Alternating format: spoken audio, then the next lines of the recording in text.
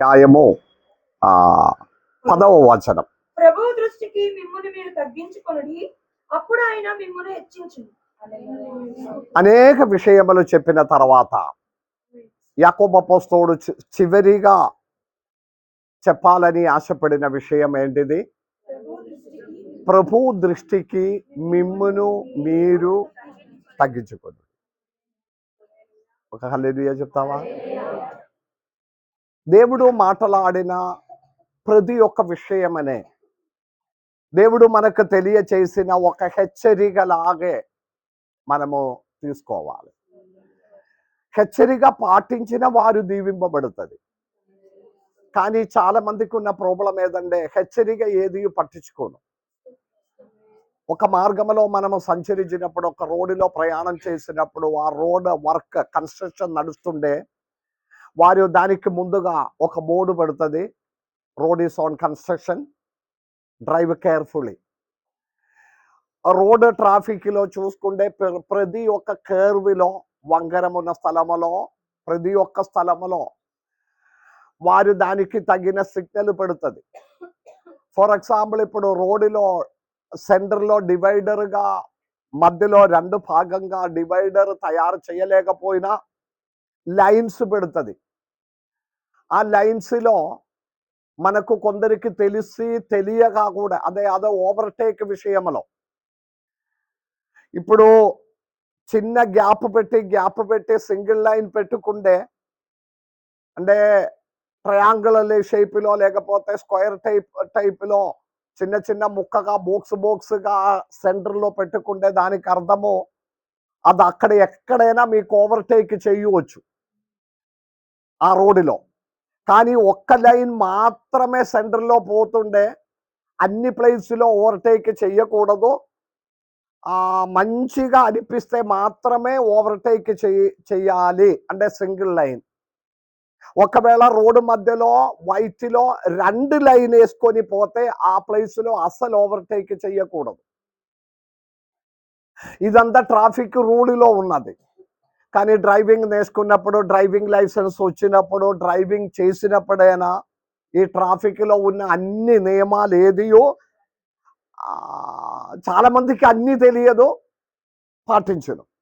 ఎక్కడ వీలైతే, ఎక్కడ సాధ్యత ఉంటే అక్కడ అంతా మనము ఎక్కించుకొని వెళ్ళిపోతుంది. హెచ్చరిక పాటించిన వారికి అపాయంలో నుండి తప్పించుకోవడానికి మార్గం ఉంది. సిగరెట్ ప్యాకెట్లో రాసి ఉంది, cigarette smoking is injurious to health. Alcohol తాగిన బ్రాండీ సీసా మీద కూడా, అన్నిటి మీద కూడా రాసి పెట్టి ఉంది, ఇది తాగితే మీరు చచ్చిపోతుందని. అలాగే అదే ఆరోగ్యమనకి హానికరంగా ఉంటుందని రాసి పెడితే కూడా అదంతా పట్టించుకోకుండా మళ్ళీ అది తాగుతూ ఉన్నారు. దేవునికి స్తోత్రం. బైబిల్లో కూడా మీరు ఒక మంచి దేవుని బిడ్డగా ఎలా జీవించాలి అన్న ఉన్న క్రమ పద్ధతి ఉంది. ఒక శ్రేష్టమైన క్రైస్తవ జీవితంలో ఈ క్రమ పద్ధతి పాటించాలి. అది అప్పుడప్పుడు పాస్టర్స్ మీకు తెలియచేస్తుంది, అభిషక్తులు మీకు తెలియచేస్తుంది, ఇది పాటించాలి, అది పాటించాలి, అలాగే ఉండాలి, ఇలాగే ఉండాలి. అప్పుడు గొప్ప దీవెనలు దేవుడు దయచేస్తాడు. మనము కోరుకోవలసినది చివరి గడియలో, ఈ అంత్యకాలములో, దేవా అమూల్యమైన శ్రేష్టమైన ఒక క్రైస్తవ జీవితం నాకు దయచేయి.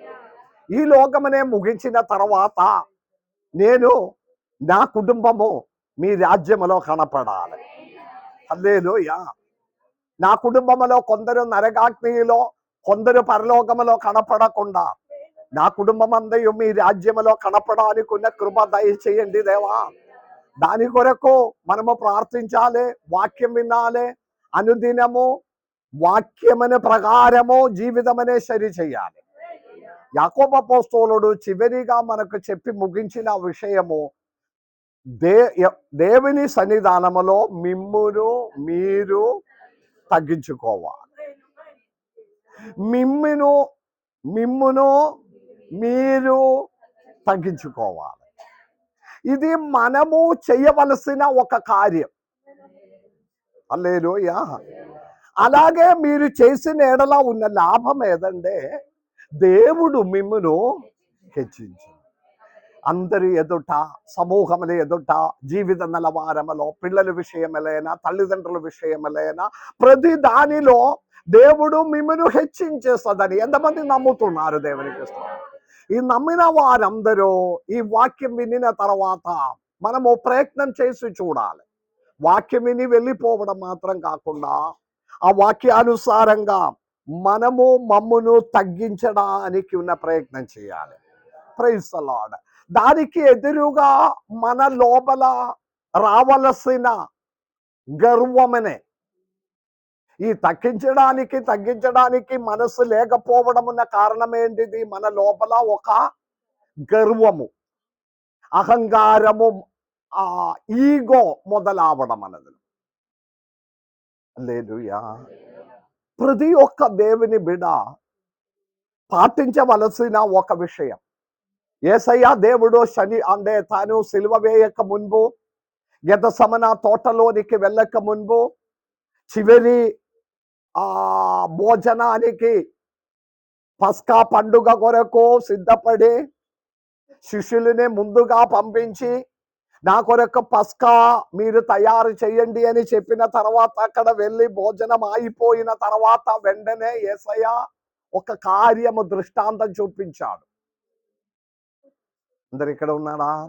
యేసయ్య దేవుడు చూపించిన దృష్టాంతం ఏంటిది? అతడు తాను కూర్చున్న స్థలంలో నుండి లేచి టవలు కట్టుకొని ఆయన ప్రతి ఒక్కరు పాదముల దగ్గరే కూర్చొని వారి పాదమనే కడిగిన. అందరు ఇక్కడ ఉన్నారా? దేవునికి స్తోత్రం. సర్వసరాచరమునకు సృష్టికర్తవైన యేసయ్య దేవుడు, సర్వోన్నతుడమైన యేసయ్య దేవుడు, సర్వశక్తి కలిగిన యేసయ్య దేవుడు, స్తోత్రం చెల్లించుకొని ఉండాలి. సర్వశక్తి కలిగిన యేసయ్య దేవుడు, లోక రక్షకుడైన యేసయ్య దేవుడు తన సృష్టి అయిన శిష్యులు దగ్గరే పాదం దగ్గర కూర్చొని వారి పాదమనే కడగడం మొదలైన. శిష్యులు కొందరు ఆడంగపరిచాడు, ప్రభువా మీరు ఇలాగే చెయ్యకూడదు, మీరు మాకు ప్రభువే, మీరు నాకు లీడరే, మీరు మాకు కాపర్లే, మీరెందుకు ఇలాగే మా పాదమనే కడగడం? ఇప్పుడు యేసయ్య చెప్పిన ఒక మాట, నేను మీ పాదమనే కడగలేకపోయినా మాతో మీకు సంబంధం లేదు. ఇప్పుడు పేతురు చెప్తున్నారు, అలాగే అయితే నన్ను మొత్తం స్నానం చేయించండి. పేతురు దేవుడు చెప్పిన మాట, స్నానం చేసి ఉన్న వారినే మళ్ళీ మొత్తం కడగడం అవసరం లేదు. తర్వాత యేసయ్య ఒక బుద్ధి చెప్పినావు, ఏంటిది? తన తాను యజమానుడుగా మారాలని ఆశపడిన వారు దాసులుగా ఉన్నట్లుగా ఉండాలి. హల్లెలూయా చెప్తావా? మన జీవితంలో మన లోపల ఉన్న ఒక గర్వం ఉంది. నేను ఎందుకు తగ్గించాలి? మాటలలో గెలవాలి. హల్లెలూయా. కొందరికి ఎలా అంటే మాటలలో గెలవాలి, ఆగకుండా మాటలాడి. కొన్ని స్త్రీలు భర్త మీద బాగానే మాటలాడుతుంది. భర్త భావము మన వాళ్ళ గురించి కాదు, నేను బయట జస్ట్ చెప్తాను. భర్తలు సాధారణంగా వారు కొద్ది 2 మాటలు మాట్లాడిన తర్వాత వారు నిశ్శబ్దంగా ఉండి లేచి బయటకు వెళ్ళిపోతుంది. ఈ అరవడం అనే భయపడి కాదు, ఒక్క దెబ్బ కొడితే చచ్చిపోతుంది, కానీ ఎందుకు అని అనుకొని ఆ నోరు తెరిచినప్పుడే భరించలేక బయటకు వెళ్ళిపోతుంది, అంత అరుస్తుంది. తగ్గడం అన్నది జీవితం లేదు. క్రైస్తవుడని ఉట్టి పేరు మాత్రమే ఉంది, కానీ ప్రవర్తనం అంతా గర్వముతో కూడినది. అనుకున్నారా ఇదంతా ముగించిన తర్వాత పరలోకములో చేరుతుందని? ఇక్కడ ఏదో ఒకటి గెలిచి ఏదో ఒకటి సాధించిందని ఫీలింగ్లో నేను గొప్పవాడు, నాకేదైనా కొదవుగా ఉన్నారా, నాకేదైనా తక్కువనే ఉన్నాడా? ఏమీ లేకపోయినా కూడా ఉట్టి. హల్లెలూయా. కొందరికి ఏమీ లేకపోయినా ఉట్టి గర్వమే, ఏ పనికి రాదు. ఇది తెలిసిన యాకోబు నేర్పిస్తున్నారు, మీ క్రైస్తవ జీవితం అమూల్యంగా మారాలంటే తగ్గించు. మాటలలో తగ్గించు, ప్రవర్తనలో తగ్గించు, ప్రతి జీవితం తగ్గింపు ఉండాలి. అప్పుడు దేవుడు మిమ్మల్ని హెచ్చిస్తుంది. మీరు స్వయం హెచ్చిస్తే మీ దేవుడు మిమ్మల్ని తగ్గిస్తుంది.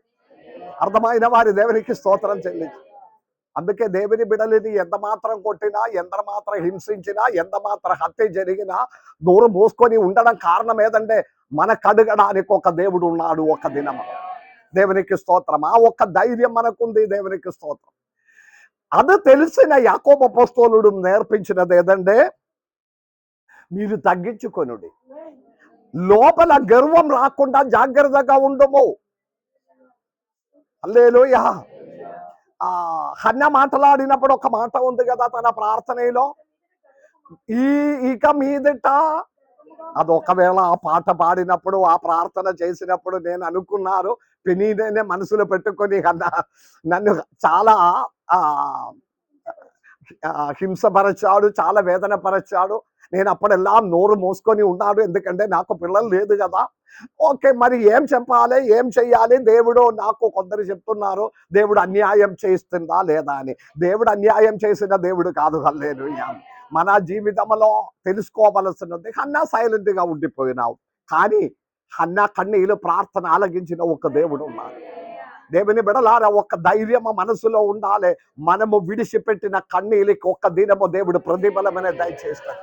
రేపు ఎల్లుండి కాలేకపోయినా వచ్చే నెల, వచ్చే సంవత్సరము దేవుడు జవాబమనే దయచేసిన దేవుడు ఉన్నాడు. హల్లెలూయా.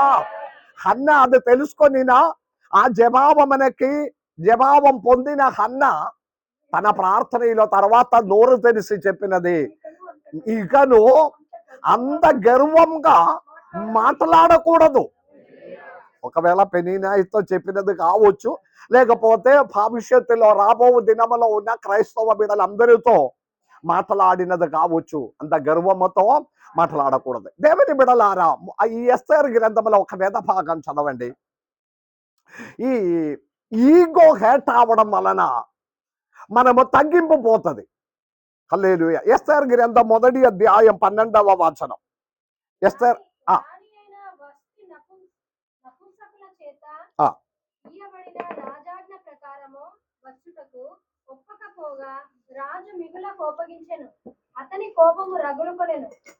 ఈ చరిత్రం అంతా తెలుసు కదా. ఒకరోజు అహశ్వేరోషు రాజు, అందరూ ఇక్కడ వింటున్నారా? ఇటు చూడండి.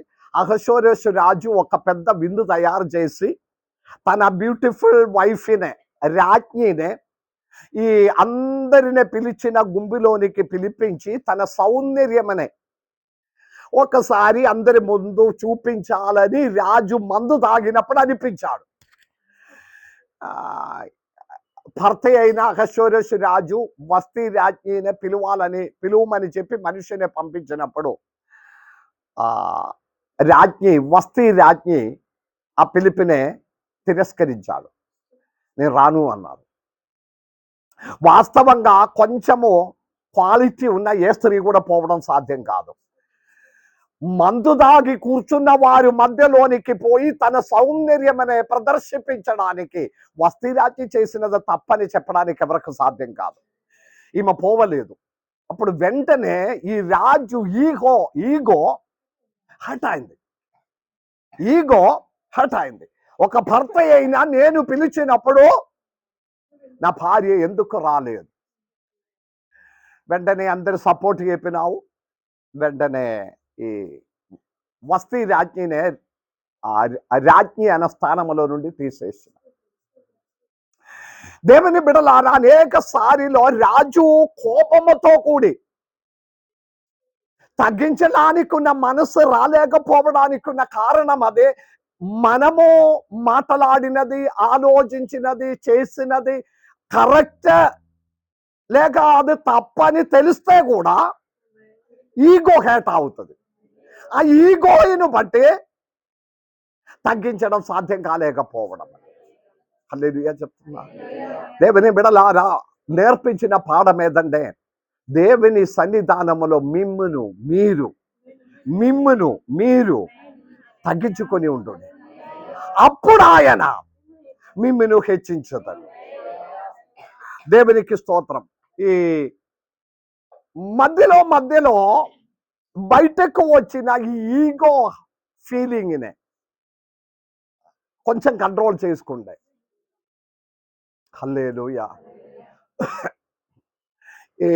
ఎక్కడైనా కుటుంబ విషయములైనా ఏది విషయములైనా అప్పుడప్పుడు ఏదో ఒకటి కుటుంబంలో జరుగుతుంది. 100% సమాధానముతో పోయిన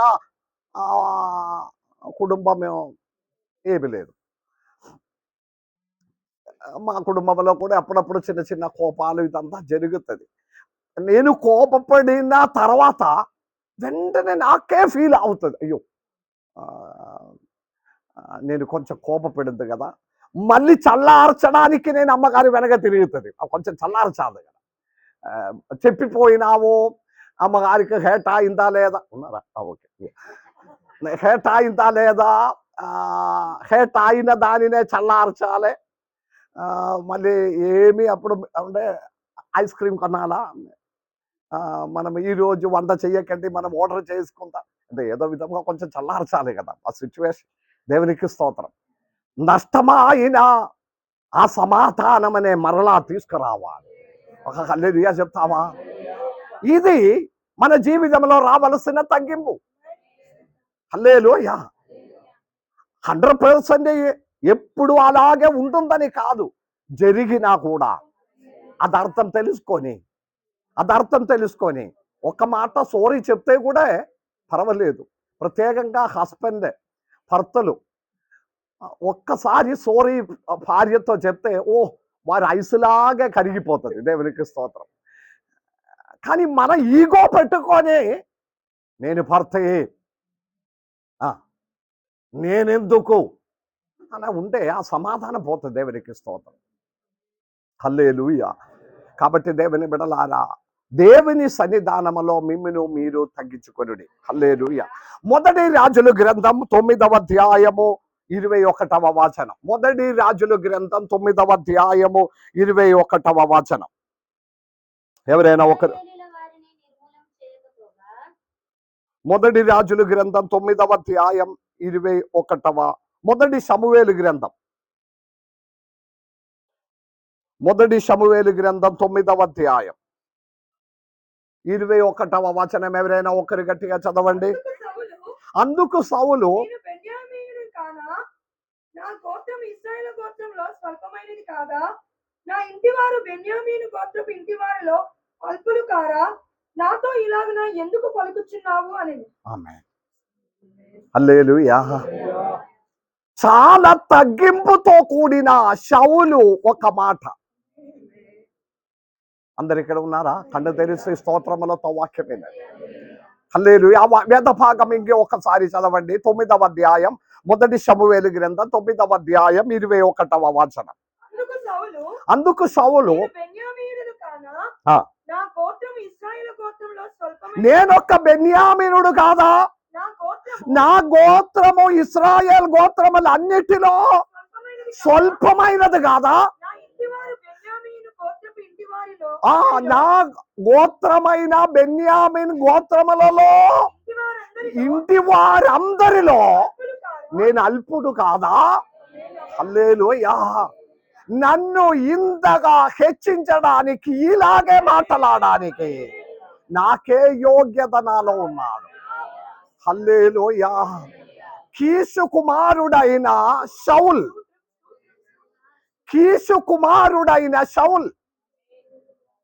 కీష్ అంటే ధనవంతుడైన ఒకడు కీష్. ఆ కీషుకు నా ఒక కుమారుడు సౌల్. అందరు ఇక్కడ వినండి. హల్లెలూయా.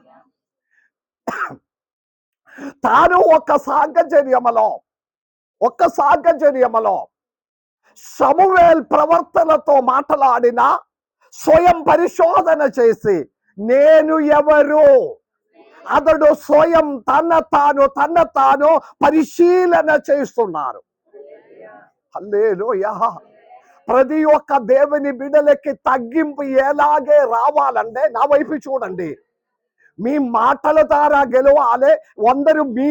అందరూ మాట్లాడిన మీద మన మాట ఉండాలి. కొందరికి అలాగే ఉంది.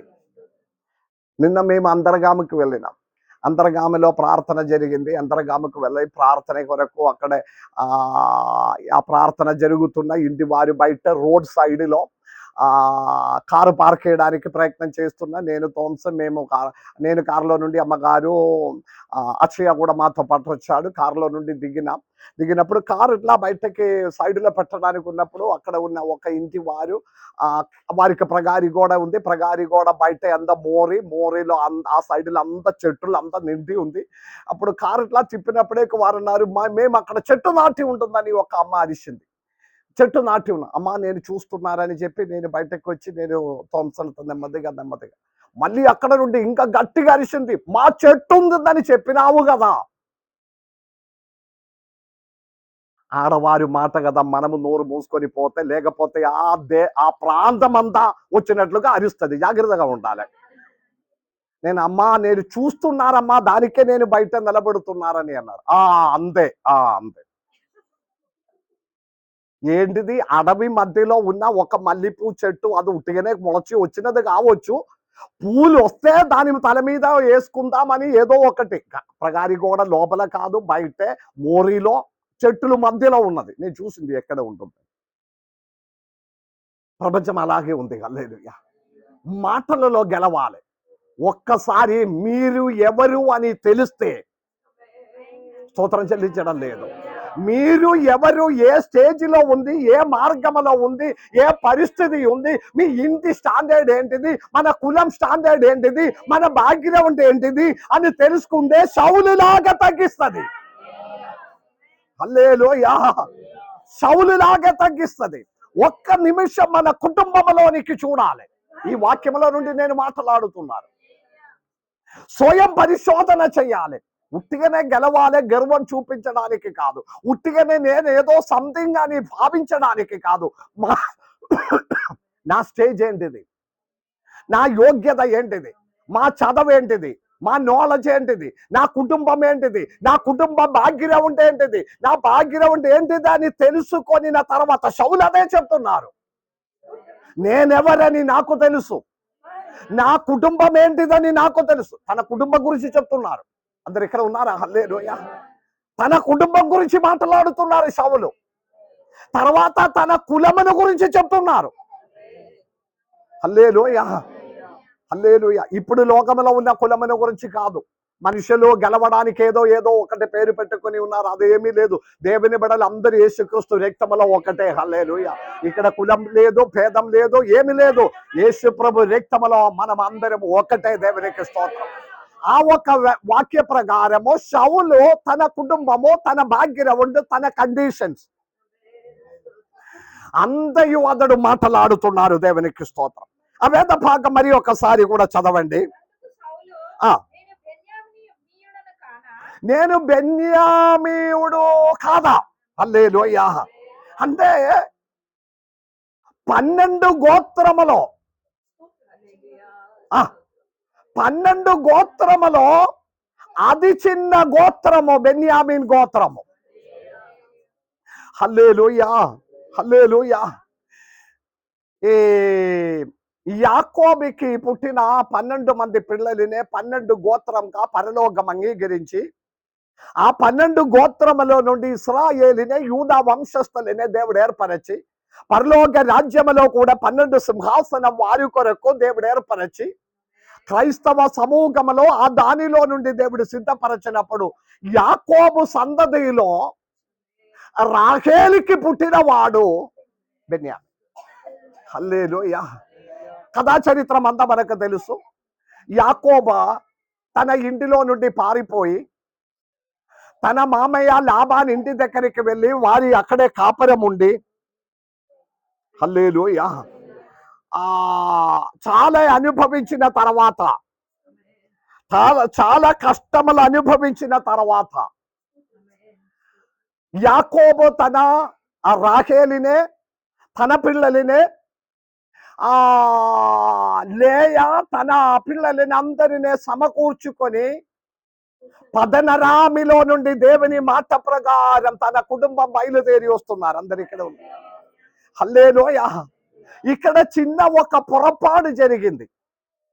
బయలుదేరి వచ్చినప్పుడు లాబాన్ ఇంటిలో ఉన్న కొన్ని విగ్రహమనే ఈ రాహేలు దొంగతనం చేసి ఆ కథ చరిత్రం అంతా మనకు తెలుసు. హల్లెలూయా. తాను కూర్చున్న వాహన మృగం మీద పెట్టి దాని మీద కూర్చున్నారు. అర్ధరాత్రి వేళ రాత్రి ఎవరితో చెప్పకుండా యాకోబు, రాహేలు పిల్లలు, లేయా కుటుంబం అంతా వారు బయలుదేరి ప్రయాణమాయి 3 రోజు ప్రయాణమాయి వెళ్ళినప్పుడే లాబానికి అర్థమైంది యాకోబు తన ఇంటిలో నుండి పారిపోయిందని. దేవునికి స్తోత్రం. వెంటనే లాబాను కొందరిని పట్టుకొని యాకోబుని ఎదిరించుకోవడానికి బయలుదేరి వచ్చాడు. అందరు ఇక్కడ ఉన్నారా? యాకోబుని ఎదిరించడానికి లాబాను కొందరినే పట్టుకొని బయలుదేరి పరిగెత్తి వచ్చినప్పుడు ఒక ప్రాంతంలో వచ్చి యాకోబునే పట్టుకున్నారు. వెంటనే తన లాబాన్ మామయ్య యాకోబుతో కోపపడుతుంది, నీవు ఎందుకు ఇలా చేశాడు? ఎందుకు ఈ విధంగా నా పిల్లలతో మా కూతుర్లతో మీరెందుకు ఇలా చేశాడు? మా ఇంటిలో నుండి 20 సంవత్సరం తర్వాత మీరెందుకు ఇలాగే పారిపోయినావు? మళ్ళీ ఒక మాట కూడా మీరు చెప్పుకొని పోతే నేను మంచి సెండోప్ ఇచ్చి మిమ్మల్ని పంపిస్తుంది కదా, మీరు రాత్రి దొంగలాగే ఎందుకు పారిపోయాడు? యాకోబు అన్నారు, ఈ 20 సంవత్సరం మీరు నన్ను మోసం చేశాడు, నన్ను పంపించడం లేదు. ఇప్పుడైనా నా ఇంటికి నా కుటుంబంతో పాటు నేను వెళ్ళిపోవాలి కదా, అందుకే నేను బయలుదేరిందని చెప్పి మాట్లాడి. కానీ ఓకే సరే, అదంతా ఓకే, కానీ మా ఇంటి విగ్రహం అనే మీరు ఎందుకు దొంగతనం చేశాడు? యాకోబు అన్నారు, నేను అలాగే ఏమీ చేయలేవు, నేను అలాగే చేసిన వ్యక్తి కాదు. కాదు మాకు అన్ని మీ బాయిగా మీ సామానాలంతా పరిశోధన చేయాలి. సరే యాకోబు అన్నారు, చూసుకోండి, అన్ని ప్లేసులో చూడండి, దొరకబెట్టాలి, లేకపోతే ఉట్టిగానే నా మీద నిన్న మోయకండి అని చెప్పినావు.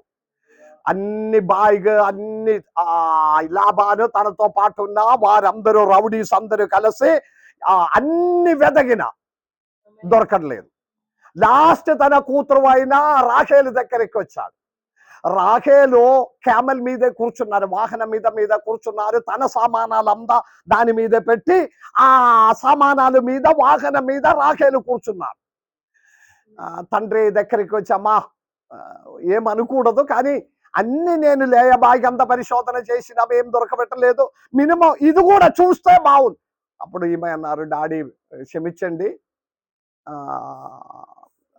నేను ఇప్పుడు లేవలేకపోయిన సాహచర్యంలో ఉంది. స్త్రీలకున్న నెల ఆ పీరియడ్ సమయమా, నాకు ఇక్కడ కూర్చున్న ప్లేసుల నుండి నాకు లేవడం సాధ్యం కాదు, క్షమించండి అన్న. ఓకే పాప, ఓకే మంచిది అని చెప్పి లాబాన్ వెళ్ళిపోయాడు. ఈమె కూర్చున్న ఈ వాహనం కింద ఉన్న ఆ బాగిలో ఉంది విగ్రహములంతా. నేను చెప్పి వచ్చిన విషయంలోనికి రాలేదు. హల్లెలూయా. మొట్టమొదటిగా ఆమె తన విగ్రహం, యాకోబు ప్రేమించినది ఆమెనే. ఎవరినే? రాహేలునే. లేయనే పెళ్లి చేయడం బై మిస్టేక్ లో జరిగిపోయినావు. లేయనే పెళ్లి చేయడము బై మిస్టేక్ లో జరిగిన, ఇష్టపడినది రాహేలునే. కాబట్టి ఏమైందంటే ఈ రాహేలు బయలుదేరి, ఒక వేద భాగం చదవండి దేవుని బిడలారా, బయలుదేరి బేతేలులోనికి వెళ్తున్నారు. వారందరూ బయలుదేరి బేతేలులోనికి వెళ్తున్నారు. ఎందుకు బేతేలులోనికి? దేవుడు మాట్లాడినావు 20 సంవత్సరముకు వెనక, అందరు ఇక్కడ ఉన్నారా? 20 సంవత్సరాలకు ముందు మీరు నాకు చేసిన మొక్కుబడి, నేను పోవిన ప్రతి చోటులో నన్ను ఆశీర్వదించి వెళ్ళి ప్రతి చోటులో నాకు భోజనం ఇచ్చి వస్త్రమనే దయచేసి క్షేమంగా మా ఇంటిలోనికి మరలా రేపించిన ఎడల ఈ బేతేలులో ఈ పెట్టిన ఈ రాయి దేవుని మందిరమావును. హల్లెలూయా. 20 సంవత్సరము యాకోబు ఆ విషయం మర్చిపోయాడు. ఇప్పుడు గుర్తొచ్చి రాత్రి దేవుని దూతలతో పోరాడి యుద్ధం చేసినప్పుడు దేవుడు అన్నారు, మీ పేరు ఇశ్రాయేలు అని మార్చుతుంది. హల్లెలూయా. యాకోబుని మార్చిన తర్వాత అందరికి అప్పుడు బుద్ధి వచ్చింది, మనము బేతేలుకి వెళ్ళిపోదాం. హల్లెలూయా. వారి ఫ్యామిలీ మెంబర్స్ ని అందరినీ పట్టుకొని యాకోబు బేతేలులోనికి వెళ్ళిన సమయంలో రాహేలు గర్భవతిగా ఉన్నారు, పూర్ణ గర్భములతోనే ఉన్నాడు. ఆ యాత్ర మధ్యలో 35వ అధ్యాయం ఆదికాండ 16వ వచనం చదవండి. 35వ అధ్యాయం ఆదికాండ 35వ అధ్యాయం 16వ వచనం. వెళ్ళి మార్గములో ఎఫ్రాతుకి వెళ్ళి, అదే బేతేలులోనికి పోవడానికి ఎఫ్రాతులోనికి వెళ్ళు మార్గములో అందరికి దూరం ఉన్నప్పుడు ఆమేన్ ఆమేన్. ఏంటిది? మరికొంత దూరం కొంత దూరం మాత్రము గమ్యములో చేరడానికి ఉండగా, అందరు స్తోత్రములతో ఇక్కడ ఉన్నారా? హల్లెలూయా. గమ్యములో చేరడానికి ఇంకా కొంత దూరం మాత్రం ఉన్నప్పుడు రాహేలు రాహేలు ప్రసవించుచు ప్రసవించుచు ప్రసవ వేదనతో ప్రసవ వేదనతో ప్రయాసపడింది. ప్రయాసపడేను. దేవ- ఆమె ప్రసవం వలన ఆ, ప్రయాణించినప్పుడు మంత్రసాని ఆమెతో భయపడకము, ఆమేన్. చదవండి. ఇది నీకు కుమారుడు మీకొక కుమారుడు. చెప్పండి. చదవండి. ఆమె మృతి పొందింది. ఆమె చనిపోయింది. హల్లెలూయా. చనిపోక ముందు అతనికి పెట్టిన పేరు, యాకోబు పెట్టిన పేరు బెన్యామీన్. హల్లెలూయా హల్లెలూయా. తన తల్లి దుఃఖముతో చనిపోయినప్పుడు విగ్రహమనే దొంగతనం చేసి తండ్రితో అబద్ధం మాటలాడి బయలుదేరి వచ్చి నిర్ణయింపబడిన బేతేలులో ఎఫ్రాతులోనికి చేరక మున్పే, స్తోత్రములతో కూర్చోవాలి. మమ్మను పిలిచినది, మమ్మల్ని ఏర్పరచినది దేవుడు, మమ్మను పిలిచినది అంతయో దేవుడు సిద్ధపరచిన పరలోక రాజ్యములో చేరడానికి. స్తోత్రములతో కూర్చోండి దేవుని బిడ్డలారా. అక్కడ చేరక మున్పే స్తోత్రం చెల్లించాలి. చేరక మున్పే ఎఫ్రాతుకి ఇంకా కొద్ది దూరం మాత్రం ఉండగా గర్భమాతలో ప్రసవముతో కూడా చనిపోయిన రాహేలు, ఆ బిడకి ఆ యాకోబు పెట్టిన పేరు బెన్యామీన్. ఏ యోగ్యత లేకుండా దేవుని మాటకెదురుగా మారి గమ్యములో చేరక మున్పు శాపమాయి మారిన ఒక విధమైన ఒక కుమారుడుగా పుట్టినవాడు బెన్యామీన్. ఆ బెన్యామీన్ గోత్రములో ఉన్న నన్ను, హల్లెలూయా, ఆ శాపమనే మరిచి, శాపమనే పోగొట్టి, ఆ శాపమనే తీర్చుకొని నన్ను ఇశ్రాయేలుకి రాజుగా మార్చడానికి. హల్లెలూయా. మీరెంత గొప్పవాడు, దేవునికి స్తోత్రం. తాను తగ్గించుకొని మాట్లాడుతున్నారు. హల్లెలూయా. మార్గ మధ్యలో నష్టమైపోయిన రాహేలు, గమ్యములో చేరక మున్పే నష్టమైపోయిన రాహేలు భయపడి కూర్చోవాలి. మన ప్రయాణం అంతా పరలోక రాజ్యములోనికి దేవుని బిడలాలి. పరలోక రాజ్యములోనికి ప్రవేశించడానికి ఉన్న సమయము రాకడ సమీపమై ఉంది. ఎంతమంది నమ్ముతున్నారు? ఈ క్రైస్తవ జీవితం అంతా దేని కొరకే? చిట్టి చివరిగా పరలోకములో కనపడాలి. దేవునికి స్తోత్రం. అక్కడ చేరక మున్పే నష్టమైపోకుండా జాగ్రత్తగా ఉండాలి, మెలుగుగా ఉండాలి, స్తోత్రములతో ఉండాలి. దానికి అవసరమైనది తగ్గించుకోవాలి. Praise the Lord, praise the Lord. ఆదికాండములో 42వ అధ్యాయము 36వ వచనం చదవండి. 42వ అధ్యాయం 36వ వచనములో తండ్రి బెన్యామీన్ నిమిత్తముగా దుఃఖిస్తున్నారు, వేదన పడుతున్నారు. గట్టిగా చదవండి అమ్మ. 42:36. అప్పుడు వారి తండ్రి అయిన యాకోబు వారిని చూసి, మీరు నన్ను పుత్రహీనుగా చేయుచున్నారు. ఆమేన్.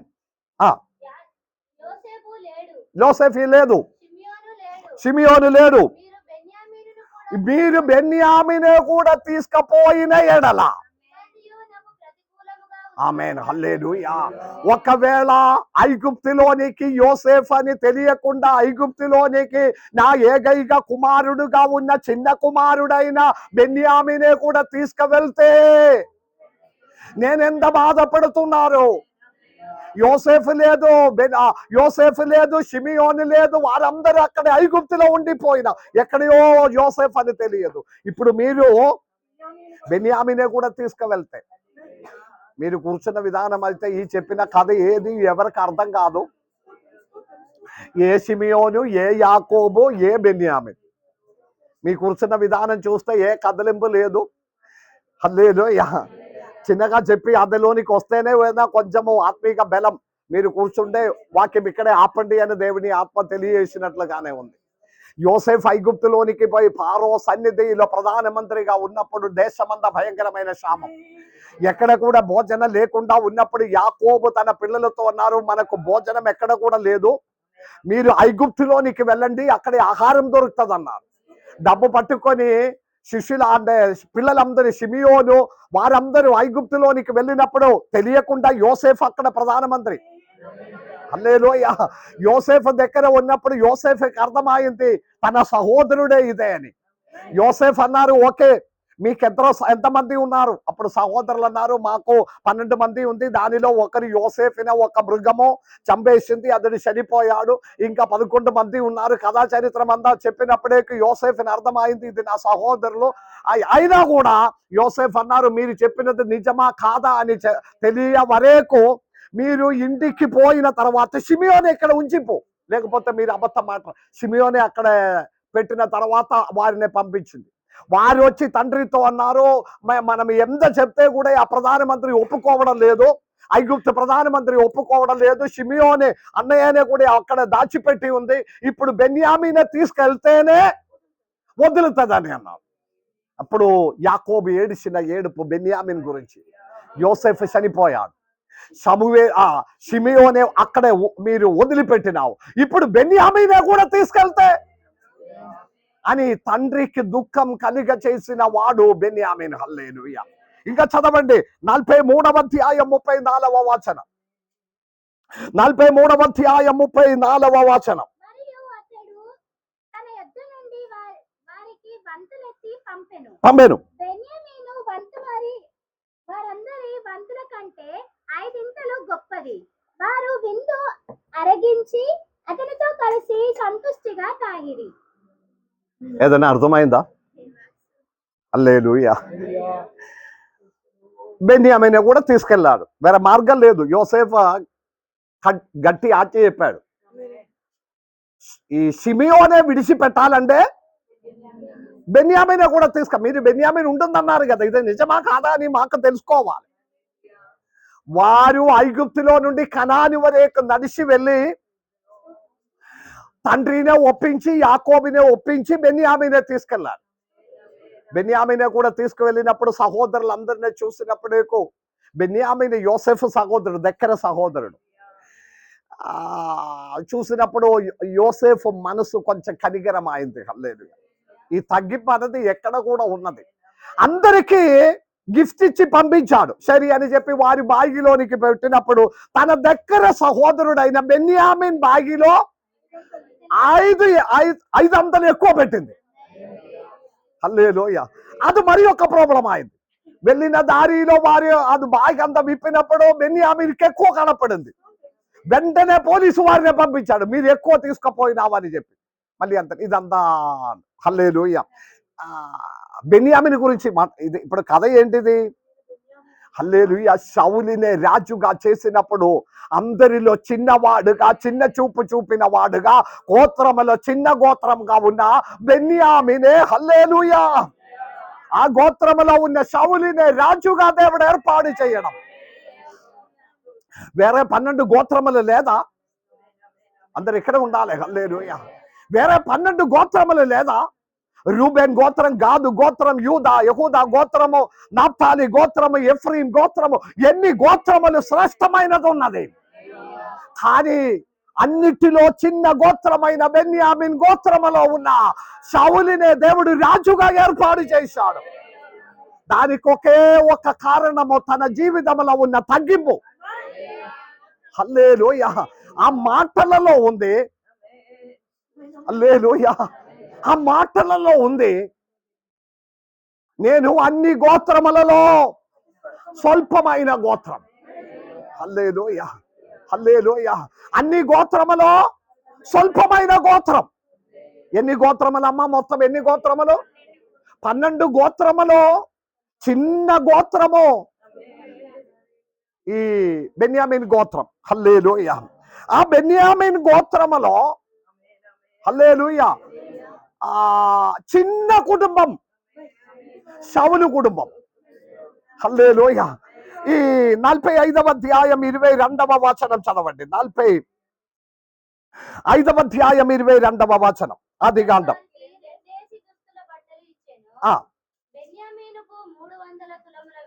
చూడండి, మీరు బెన్యామీన్ చిన్నవాడుగా భావించిన ఎడల గిఫ్ట్ వచ్చినప్పుడు అందరికి 2 బట్టలు ఇచ్చినప్పుడు బెన్యామీనికి 5 ఇచ్చినాం.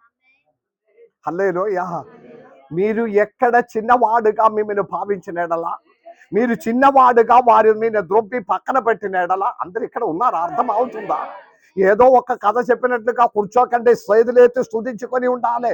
మీరు ఎక్కడ కింద పడుస్తున్నారో, చిన్న చూపు చూపిస్తున్నారో, మిమ్మల్ని పక్కన పెడుతున్నారో, అక్కడ హెచ్చించిన ఒక దేవుడు ఉన్నాడని మీరు తెలుసుకొని దేవుని స్తుతించుకొని ఉండాలి. హల్లెలూయా, హల్లెలూయా. మీరు ఎక్కడ తగ్గిస్తున్నారో అక్కడే మిమ్మల్ని హెచ్చించిన దేవుడు ఉన్నారు. నమ్మిన వారు దేవునికి స్తోత్రం చెల్లించుకొని ఉండాలి. మీ మాటలేనా, మీ ప్రవర్తనలేనా, మీ నడతలేనా, మీ జీవితమలేనా, మీ ఆత్మీక జీవితమలేనా ఒక తగ్గింపు స్వభావం ఉండే. కొందరికి ఎట్లా అంటే అన్ని కూలిపోయినా, కుటుంబం అంతా చిన్ని చెదరి నానా విధంగా అయినా కూడా ఈ తగ్గింపు అనేది రాదు. ఈ అనవసరమైన గర్వమ్మతో కొమ్ము పెట్టుకుంటే ఏ లాభం ఉంది? హల్లెలూయా. అర్థం కాలేదు. హల్లెలూయా. అనవసరమైన కొమ్ము పెట్టుకొని ఉండే, కిరీడం పెట్టుకొని ఉండే, తాను పెట్టిన కిరీడం ఎవరు ఇచ్చినది కాదు, నేనేదో సంథింగ్ అనేది. హల్లెలూయా. సౌలు మాట్లాడినప్పుడు తన కుటుంబమును గురించి మాట్లాడుతున్నారు. సౌలు మాట్లాడినప్పుడు తన కులమును గురించి మాట్లాడుతున్నారు. హల్లెలూయా. 46వ అధ్యాయములో తన కుటుంబములో గురించి, తనకి ఈ బెన్యామీనికి 10 మంది పిల్లలు, మొత్తం కుటుంబం కలిపితే 14 మంది. దానికంటే ఆ గోత్రము, ఆ కులము ఎక్కువ లేదు. చదవండి 46వ అధ్యాయం 22 నుండి ఉన్న 21వ వచనం చదవండి.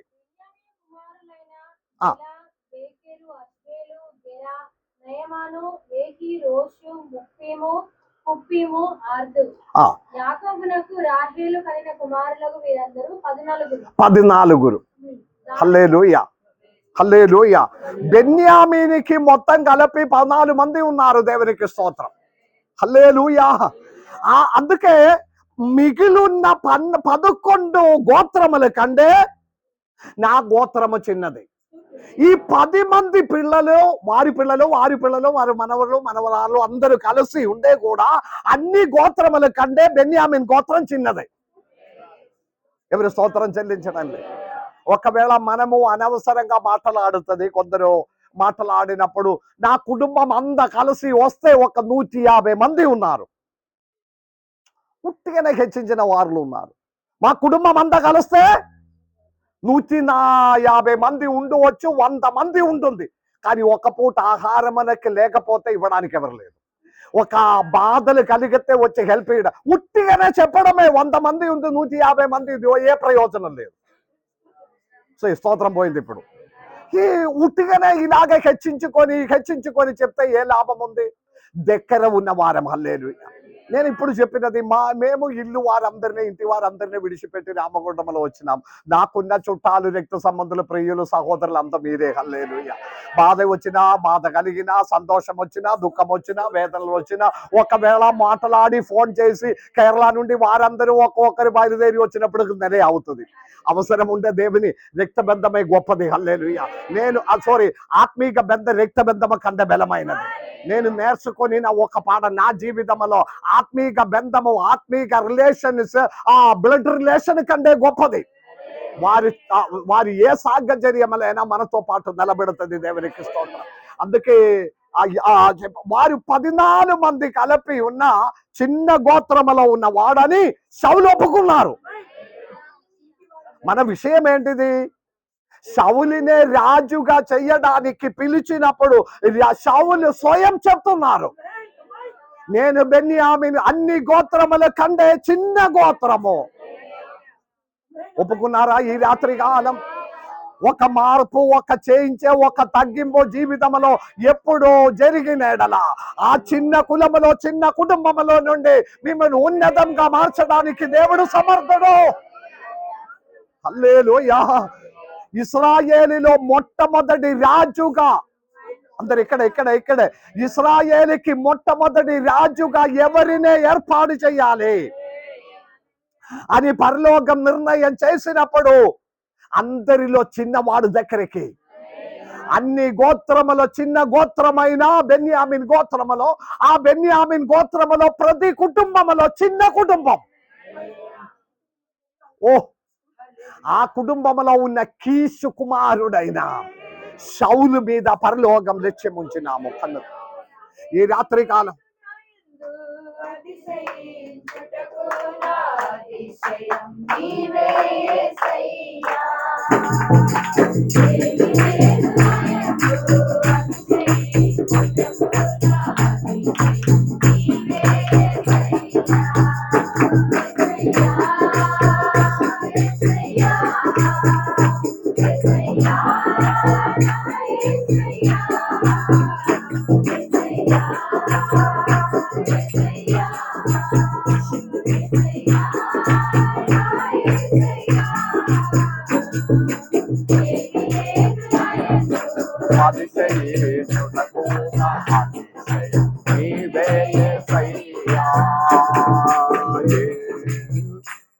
మొదటి సమూయేలు గ్రంథం 9వ అధ్యాయము మొదటి వచనం.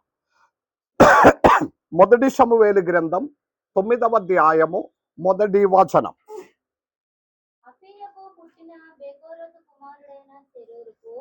జనమైన అబీయేలు కుమారుడగు కీషు అను బెన్యామీనుడొకడు ఉండెను.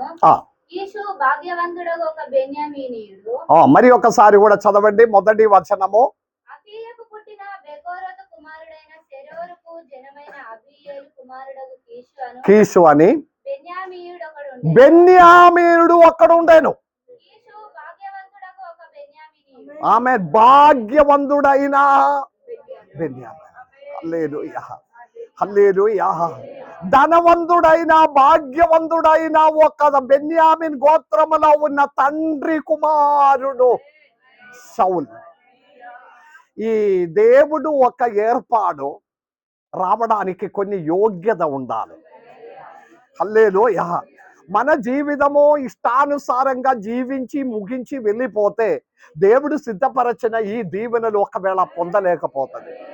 మీరు చిన్న కుటుంబం కావచ్చు, చిన్న గోత్రం కావచ్చు, చిన్న మీకేమీ లేకపోవడం కావచ్చు, అందరిలో నుండి దూరపరచిన వాడు కావచ్చు, కానీ యోసేఫు లాగా ఒక మధ్యవర్తి నిలబడి అందరికి కొంచెం ఇచ్చినప్పుడు 500గా మిమ్మల్ని గమనించిన, మిమ్మల్ని మానించిన ఒక దేవుడు ఉన్నాడని తెలుసుకొని ఉండే, తగ్గింపుతో కూర్చుండే కాలం గడిపినప్పుడు నిన్ను హెచ్చించడానికి శక్తి కలిగిన దేవుడు ఉన్నాడు. 2వ వచనం చదవండి, 9వ అధ్యాయం 2వ వచనం. సౌలు అనే ఒక కుమారు, ఎవరికి? కీష్ అనే ధనవంతుడైన ఒకరికి, బెన్యామిన్ గోత్రములో ఉన్న కీష్కి సౌలు అని ఒక కుమారుడు ఉండేను. Praise the lord. అతడు బహు సౌందర్యం కల ఎవనుడు. కుటుంబం, కీషు కుటుంబం ధనవంతుడైన కుటుంబం, ధన సమృద్ధిలో ఉన్న కుటుంబం, భాగ్యవంతుడైన కుటుంబం. అందరు ఇక్కడ ఉన్నారా? స్తోత్రం చెల్లించాలి. హల్లెలూయా. ఆ కుటుంబంలో ఉన్న కుమారుడైన సౌల్. సౌందర్యం అంటే బ్యూటిఫుల్.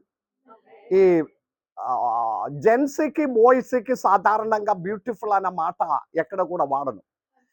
ఏ మాట వస్తుంది? హ్యాండ్సమ్. ఈ బ్యూటిఫుల్ అంతా ఎవరికి వస్తుంది? సాధారణంగా ఆడవారికే మాటలాడుతుంది.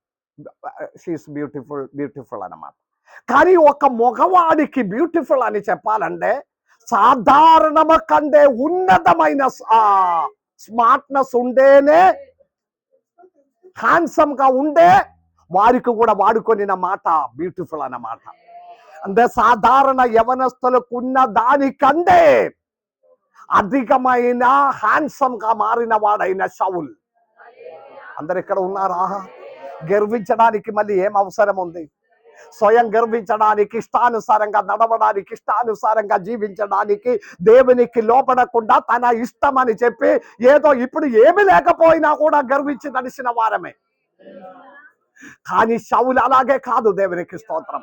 అన్ని సౌందర్యం గలవాడైన సౌల్ ఒకానొక రోజు తండ్రి మాటకి ప్రతిసారి లోపడిన వాడు. చేతులెత్తి స్తోత్రం చెల్లించాలి. హెచ్చించబడాలంటే మరి యొక్క యోగ్యత అనేదిలో తల్లిదండ్రులకు లోపడిన వారం. నేను ఎప్పుడు చెప్పిన ఒక మాట ఉంది, మీకు గుర్తు రావట్లేదు, మీరు మర్చిపోతున్నారు. నచ్చినా తల్లిదండ్రుల మాటలు నచ్చినా నచ్చకపోయినా వారినే ఎదురుగా మాట్లాడకూడదు. హల్లెలూయా. ఏదో విషయం చెప్పినప్పుడు నీవు అని చెప్తుందా, మీరు అని చెప్తుందా? ఉన్నది చెప్పండి. నీకు ఇచ్చింది కదా, నీవే చెప్పాడు కదా.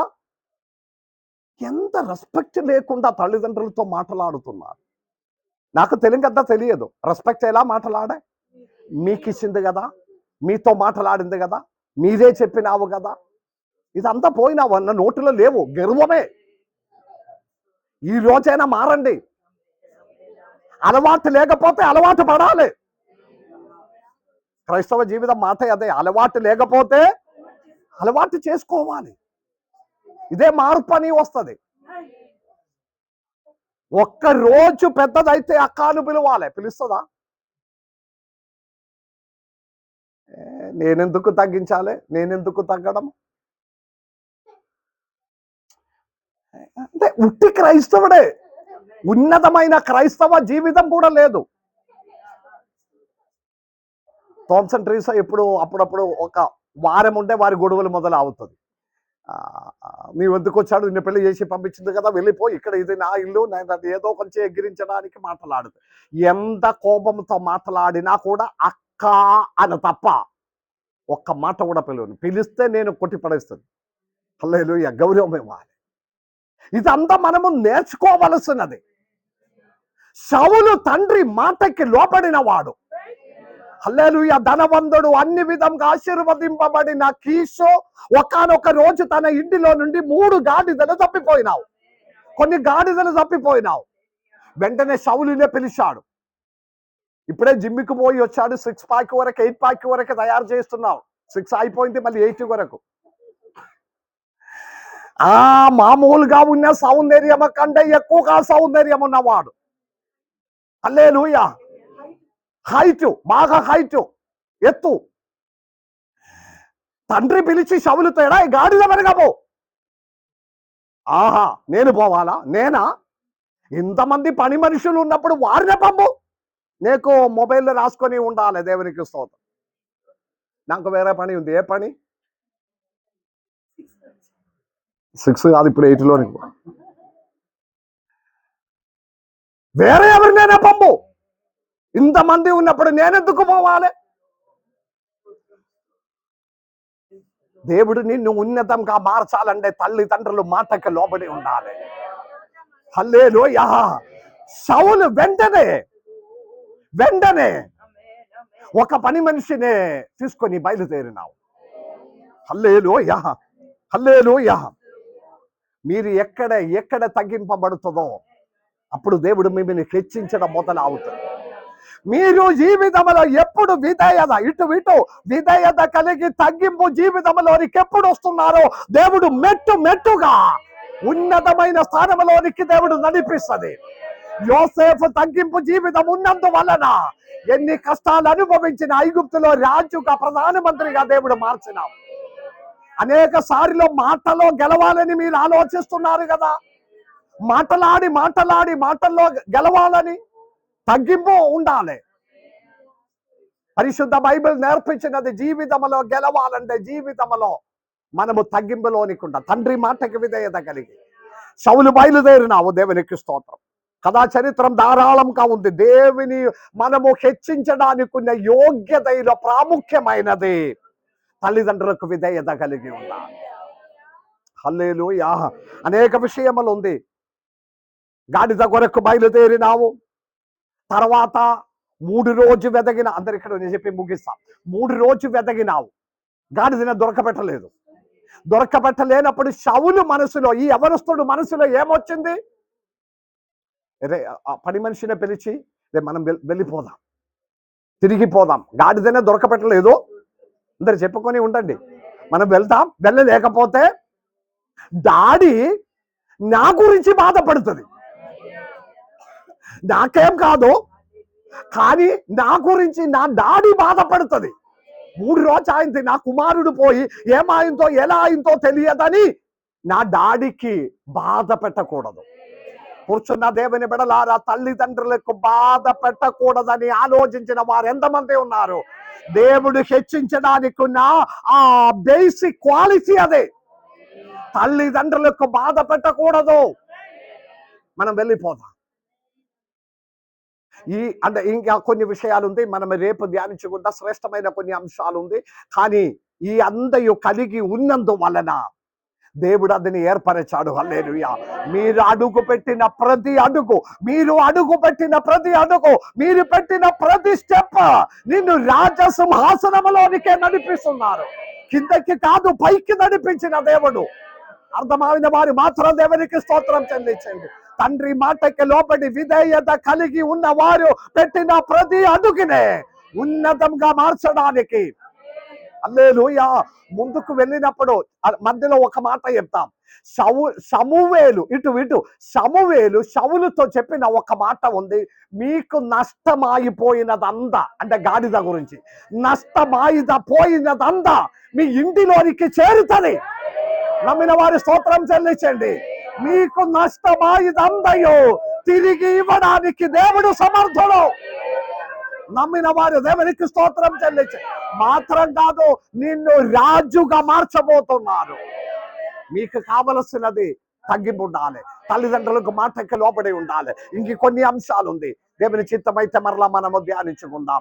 దేవుని బిడ్డలారా, ఈ సమయంలో మన జీవితంలో ఒక నిర్ణయం చేసుకుందా. యాకోబు చెప్పినట్లుగా మిమ్మును మీరు తగ్గించుకొనుడి, అప్పుడు ఆయన మిమ్మును హెచ్చించదని. ఈ మాట ప్రకారం దేవుడు మమ్మను దీవించును గాక. ఆమేన్.